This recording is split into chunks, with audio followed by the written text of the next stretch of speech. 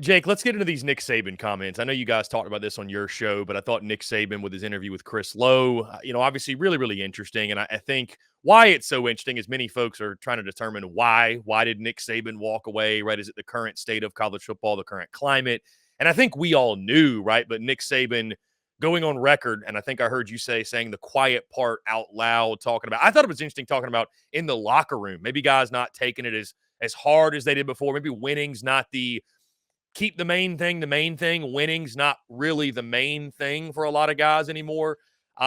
Your thoughts on what Nick Saban had to say to Chris Lowe? And I guess none of it was really all that surprising. It was just interesting to see it go from his voice to paper, if you will, and see those words that he had to say.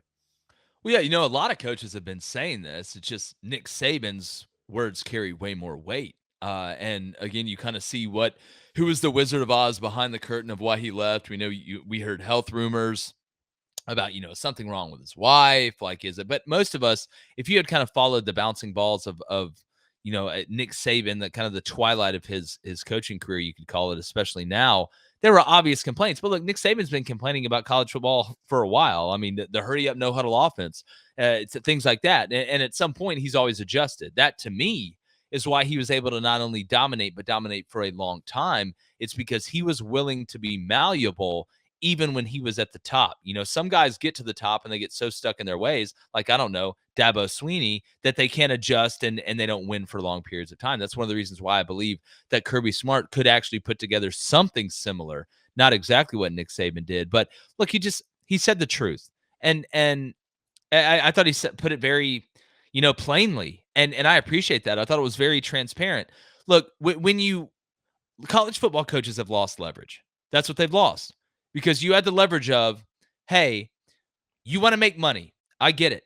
I want to make money. Money is the motivation, especially when you come from a socioeconomic background like most of these kids come from. Not everybody, but a lot of them. But we all want to make money. But how would you make money? Yeah, people were paying high school players out of high school. That's been happening, but we aren't seeing the negotiation leverage that we see now. Now the old motivation for money used to be going to the NFL.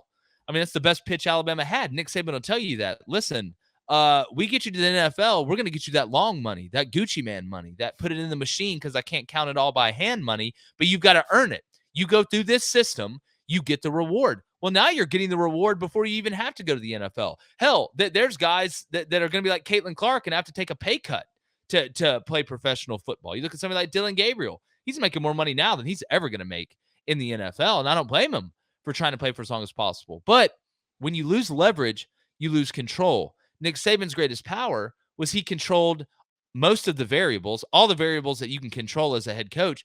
Therefore, you can control the result more. Not that you can control the result fully. You never can. But you can get as close as humanly possible structurally. Right now, it's like you talked about.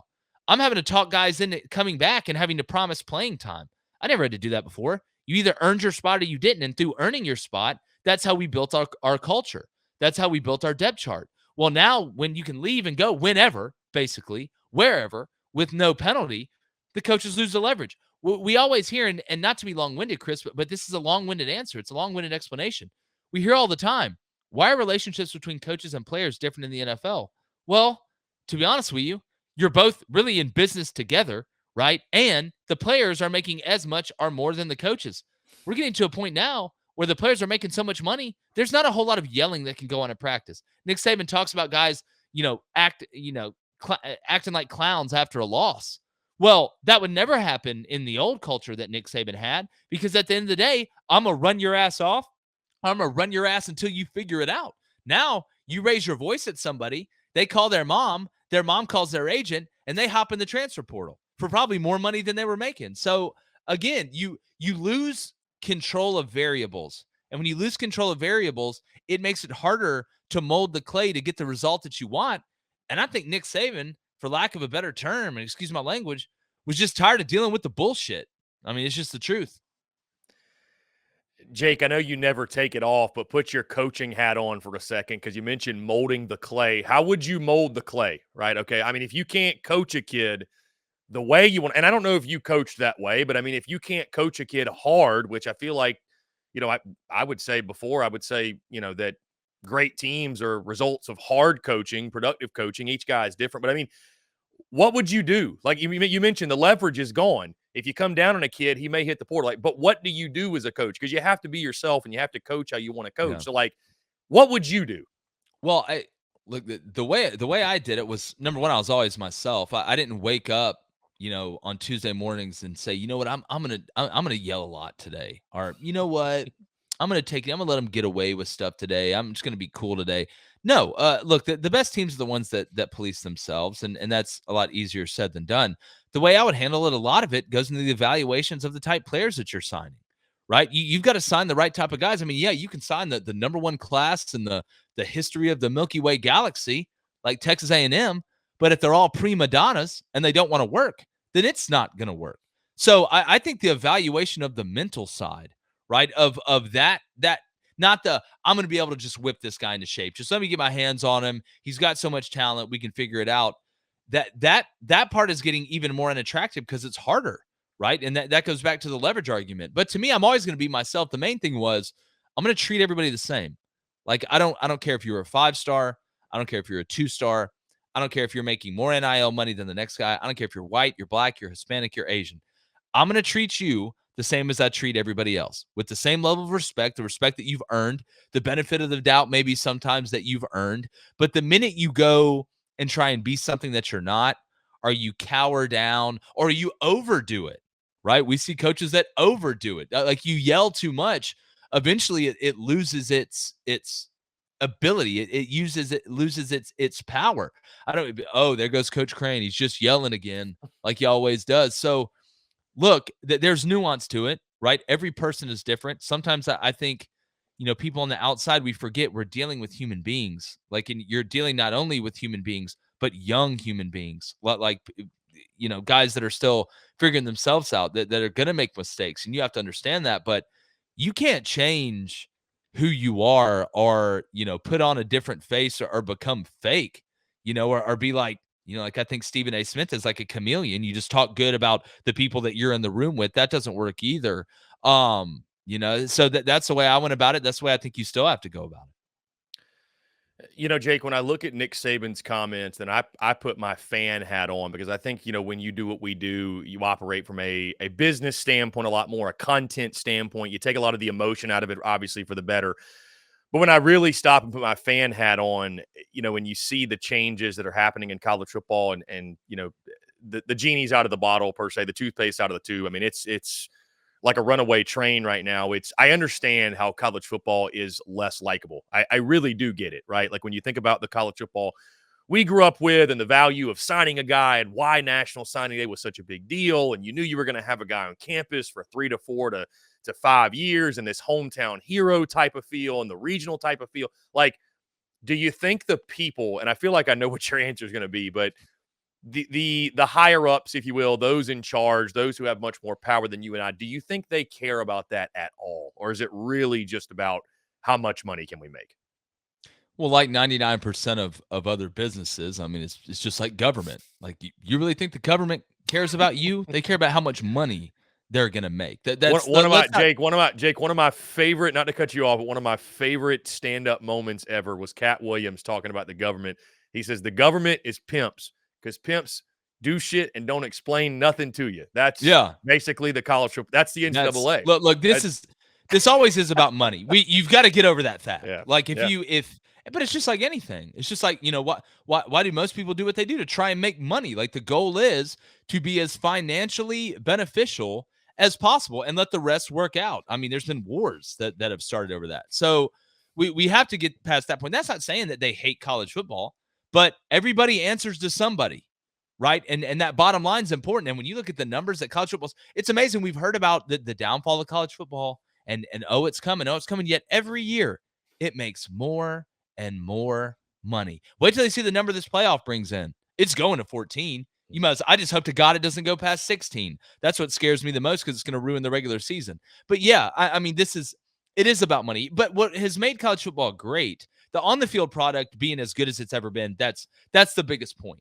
Right? Because with that, you can keep it afloat. But one of the reasons I think college football has I think has been more appealing than the NFL because it's less corporatist, right? Mm. It's nobody loves the big company. It's I call it the barbecue joint theory, right?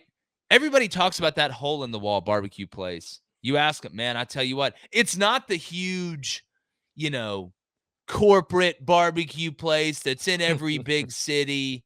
Like it's not them. It's that mom and pop, right? It's that hole in the wall right before you get to downtown that you got to stop in, or in Mena, Arkansas.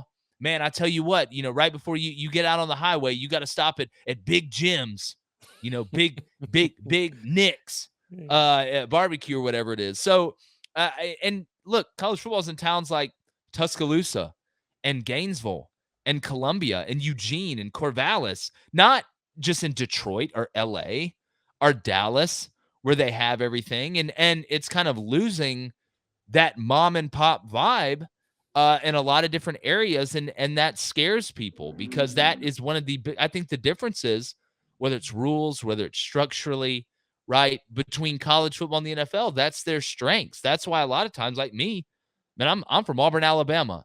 We didn't have an NFL team. I love football. I watch the NFL. My father played in the NFL, but I think college football is better. Now, somebody that was born, close to the Meadowlands, they probably think professional sports is better. So again, a lot of it's where you're from, but I think the differences are their strengths, and that's what has people worried. But and I want everybody to vibe with me on this. You're gonna watch. We know you're gonna watch. Like, especially if your team's doing good. It's amazing when those teams were 9-0 and 10-0 this past year. I didn't hear a lot about how college football is disappearing. It's amazing how that only gets brought up by teams that are 4-7. And on that note, Jake, which fans should worry the most about the future of college football? Because to your point, I don't think Georgia fans are all that worried about the future of the sport. No. I don't know that Texas fans or fans of teams that are at the top. It feels like those teams that are kind of hovering in that 6 to 8 win, maybe 5 to 7 win per year mark. Because if you're below that, I don't know that you really care anyways. And if you're middle of the pack, it's making it that much harder, I feel like, to climb to the top. Because I used to say, taking South Carolina, for example, that, and maybe I was completely wrong and misguided in this, but I used to say that I think fans will learn to love 8-4 before they go broke chasing 10-2 or 11-1.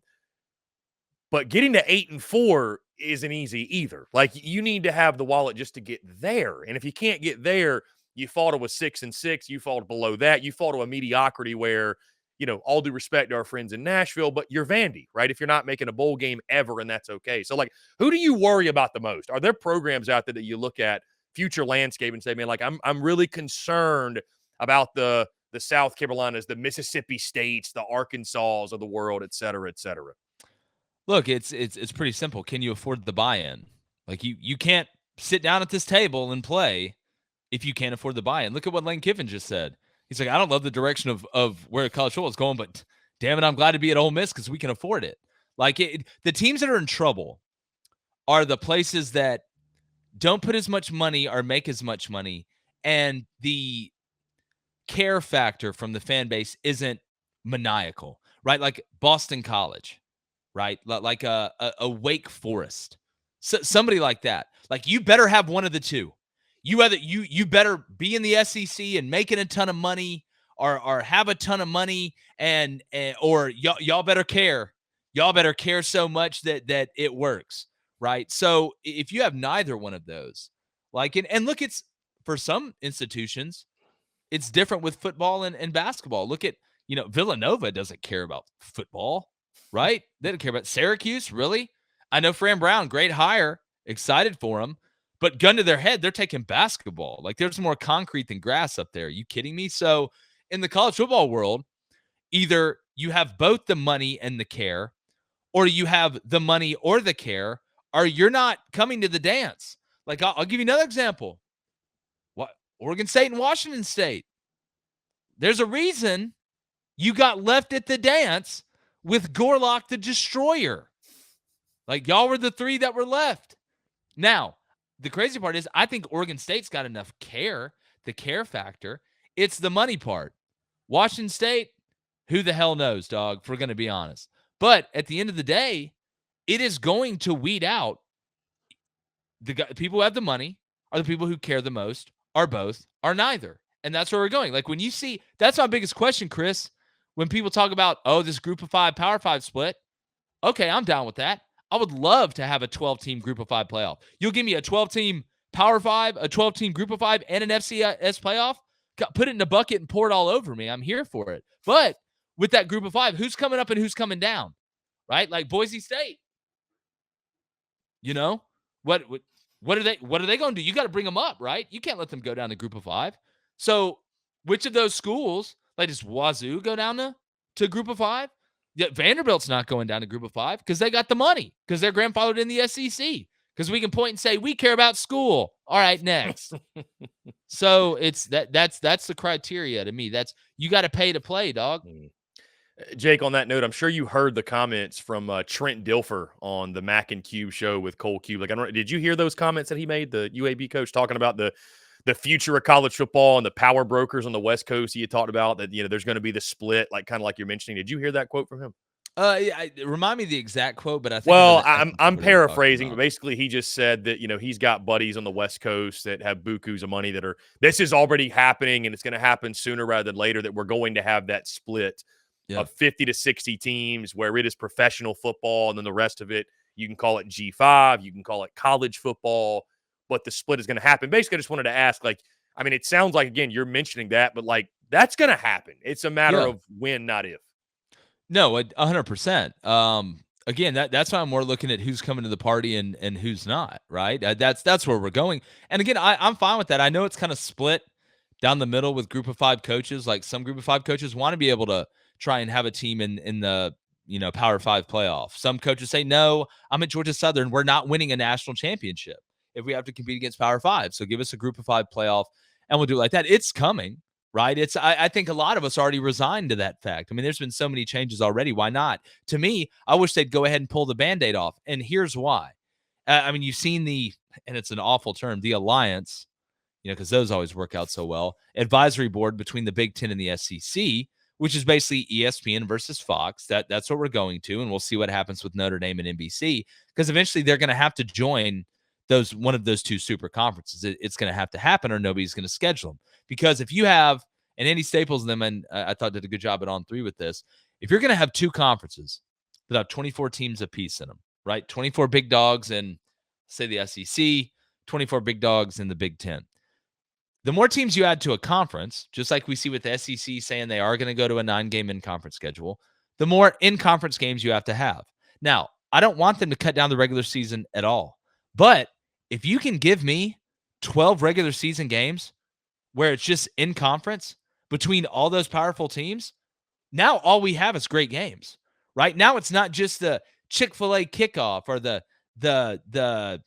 Golden Mike's Car Wash Bowl at the beginning where Georgia plays Oregon or something like that. Now it's just, look, you got 12 rounds. They're all pretty much against big dogs. We'll have the bye weeks, and that's great to get ready for the playoff. Then you talk about a 9-3 really mattering. I'm fine with that. But at some point, we need to go ahead and do it. I don't want the slow trickle, right? I don't want the slow trickle of, well, we're just going to pick off this team and pick off that team. If we're going to split it, let's go ahead and split it. So that's where I'm at on it.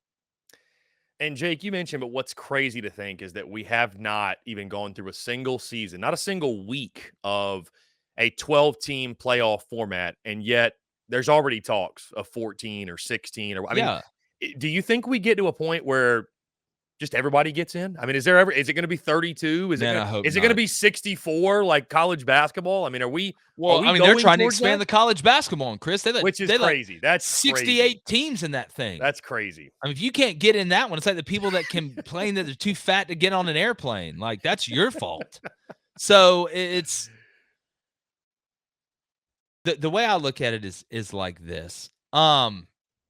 The money is going to keep going up, right? So, and if it's all about money, it'll never stop. See, that's what scares me the most. Right. But here's the problem that they're going to run into. All we've heard about for the past, 7 to 10 years, player safety, CTE, all this stuff. You remember all the hoopla when they added those games to the regular season in the NFL, all the backlash they caught for that on top of the new playoff format, right? Like, this isn't baseball, which, by the way, they play way too many games, right? And they play 162 games to let half the league in. That makes a lot of sense. But at some point, they're going to look at it and say, we can't sit here and keep talking about player safety and practice and the amount of hit and all amount they're hitting and stuff like that, or the amount of days you can wear pads, and then add 6 games to the schedule. Like, that's going to be contradictory. They're going to look like idiots. Now, a lot of times people in power don't care that they look like idiots because they're the ones in power. But I think in this, it makes them look like they don't care about the student athlete. That opens you up to lawsuits, right? That's what's scary. So what worries me the most, Chris, is we have this 12-team playoff this year. It goes bonkers. It's great, which we know it will be. They make a boatload of money. They put a 14. They double the already tripled profits. They're like, hey, let's go to 16. Well, now you go to 16. So you can't keep adding games, because now we're talking about 12 regular season games, a conference championship, and 5 games on top of that you've got to win to be able to get there, or 4 games. They're not going to do that. So where are they going to trim the fat from? They're not going to do it from the conference championship game. Hell, that gets you an automatic bid into the tournament. They can't cancel that, right? So where are they going to cut it from? They're going to cut it from the regular season. And you're going to see the regular season start to devalue in college football. That's when we're in trouble. That's when the problems start. And you know what excuse they'll use, Chris? They'll say, well, we're going to go from 12 regular season games down to 11 regular season games because we've done that before. Really, that was the way it always was. 11 regular season games. We just added that 12th regular season game. But now that we've added all these playoff games, we don't need the 12th one. We'll keep the conference championship. That'll be the 12th game. And then we'll just do this 16-team playoff. That's what worries me. It's going to start eating into the regular season. Then what happens when that works and they triple the already triple profits after the 16-team tournament? And say, man, can you imagine if we had 24 in here, how much money we'd make? We'd only have to play. Hell, we only played, 10 regular season games during COVID? They were fine with that. Just keep feeding them the BS. Manja, manja, manja, manja. It's like James Franco from The Interview. That's what worries me.